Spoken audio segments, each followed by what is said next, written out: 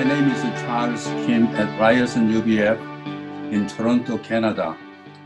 The title of my presentation is Online Ministry and COVID-19. Do you see two pictures here? If you combine them and make one sentence, what would you say? My answer is, during the COVID-19 pandemic, feed my sheep.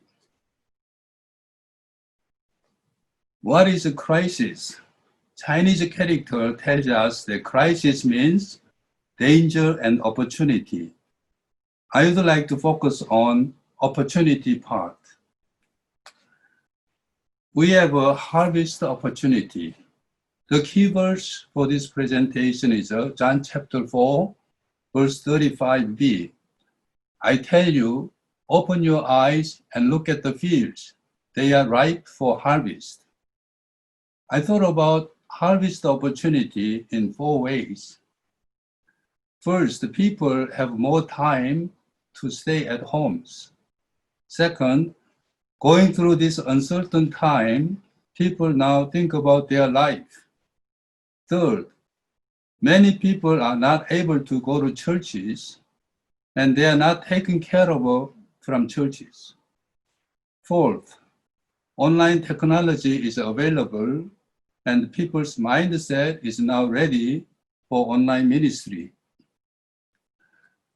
At Ryerson UBF, before COVID-19, on average, 9 people attended our Sunday worship service. Now 26 people join our service through Zoom.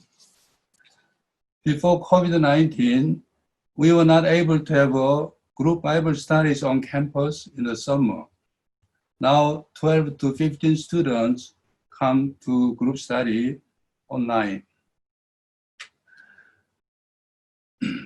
How I began Facebook ministry. I had an ankle injury last year, March 11th. I fell on ice in front of our house and an ankle bone was broken. I was confined and could not go out for 6 weeks. Instead of just lying in bed, I began to make friends on Facebook. My wife persecuted me, saying, "Why do you look at your phone day and night?" Soon, students began to come to Bible studies through Facebook invitation. Then wife's persecution stopped. A few months later, early July last year, we had a Canadian Summer Bible Conference. 3 new students attended this conference through Facebook invitation. I could have a confidence in Facebook ministry. How to do Facebook ministry? If you do not have a Facebook account, you can open one. There are good materials to guide you how to open an account on YouTube. Or you can ask friends or your children. Once it is open, you need to arrange your house.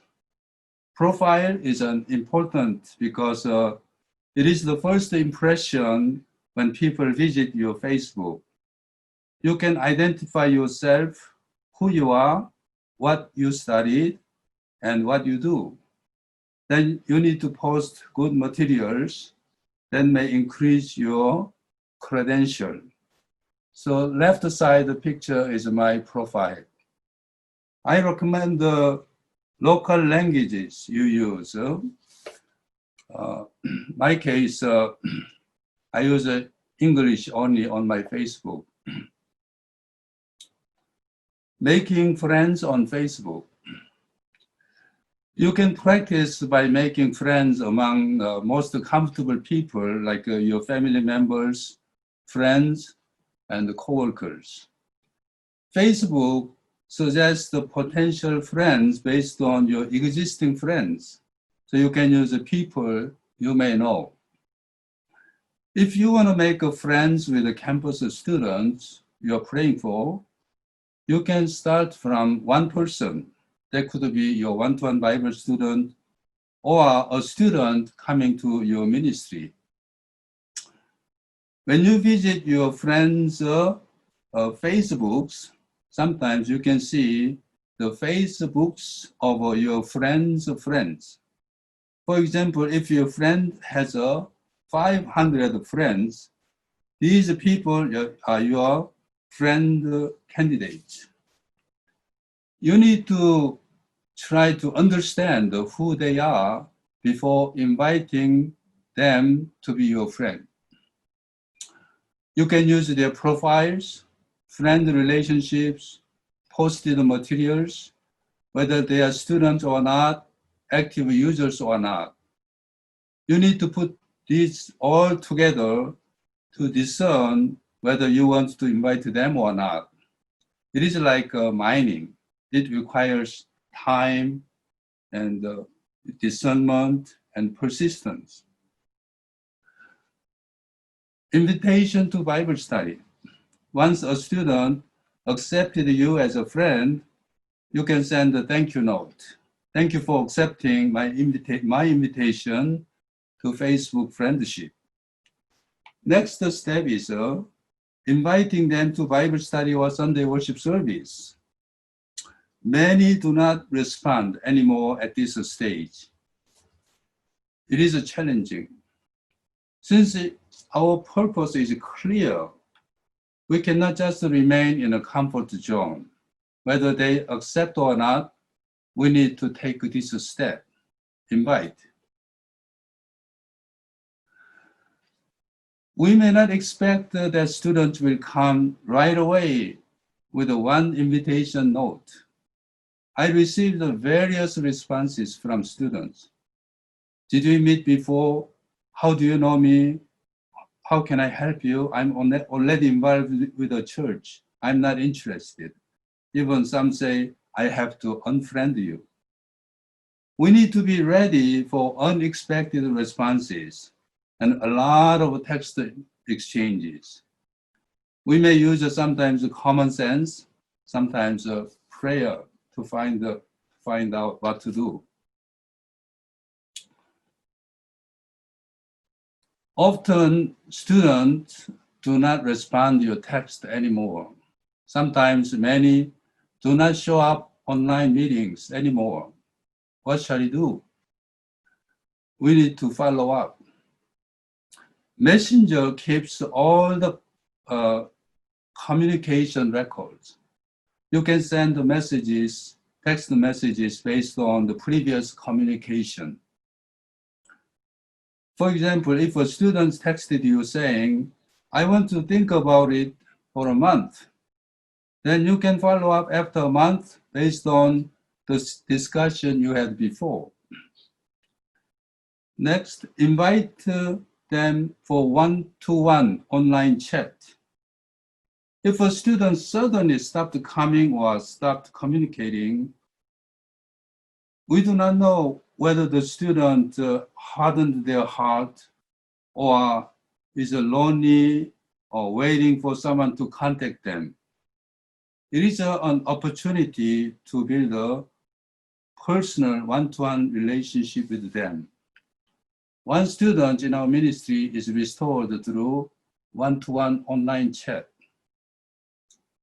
Send a good material such as YouTube with an encouraging note. Recently, I sent good material, Exodus YouTube, to about 250 people and received good responses from several students.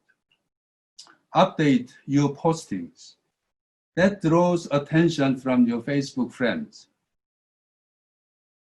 Respond their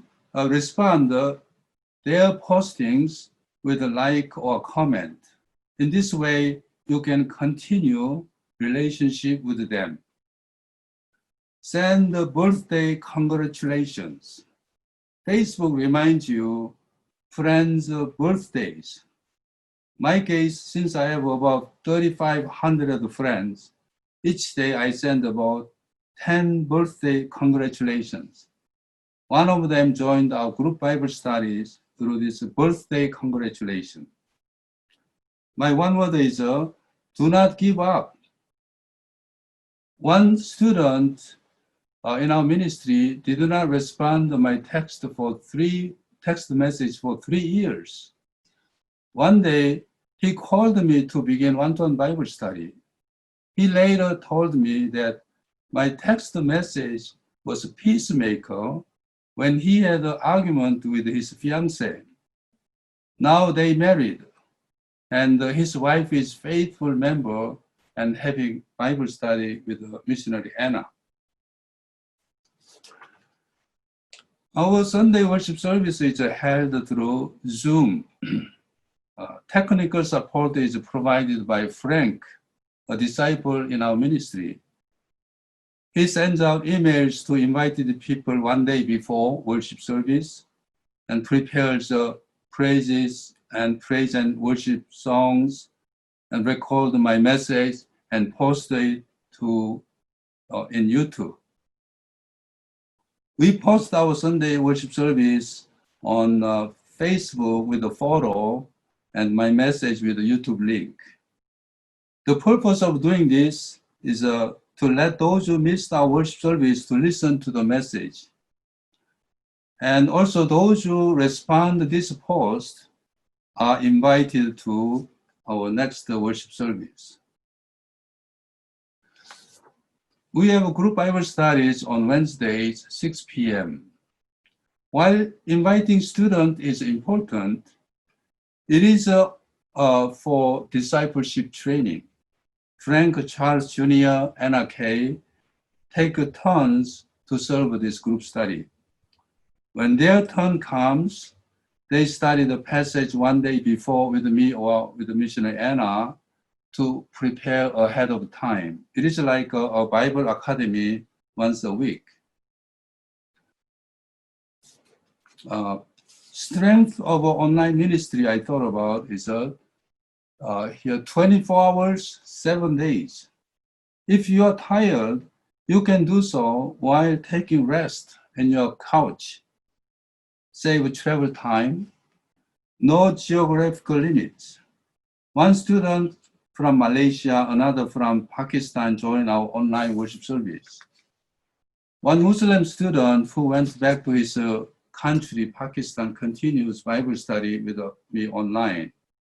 Online ministry allows us to reach out to people with other religions. As we are aware, weaknesses include less personal. It is less personal and lower commitment level. One can live with one click even without saying goodbye. To overcome those weaknesses, we had a barbecue fellowship in our backyard 3 weeks ago. For the first time, they met in person and had a great time. We can invite them in person to have a coffee or tea time as well. Our ministry is a disciple-making ministry. As the general director, Pastor Moses Yoon said, it is about finding one disciple candidate with a fat attitude, faithful, available, and teachable. I believe that whether it is through online or in person we serve, the principle of raising disciples of Christ is the same. In conclusion, David Bosch, a great scholar of mission theology, mentioned the paradigm shift in his book. He described that from the first century until today, missionary works experienced paradigm shift according to the social or cultural changes. For example, St. Paul's letter ministry overcame geographical limits. Reformation 500 years ago was possible taking advantage of printing technology. We talk about online ministry because of COVID-19. In fact, online ministry already began even before the COVID. With the COVID now, online ministry is inevitable today. Thank you.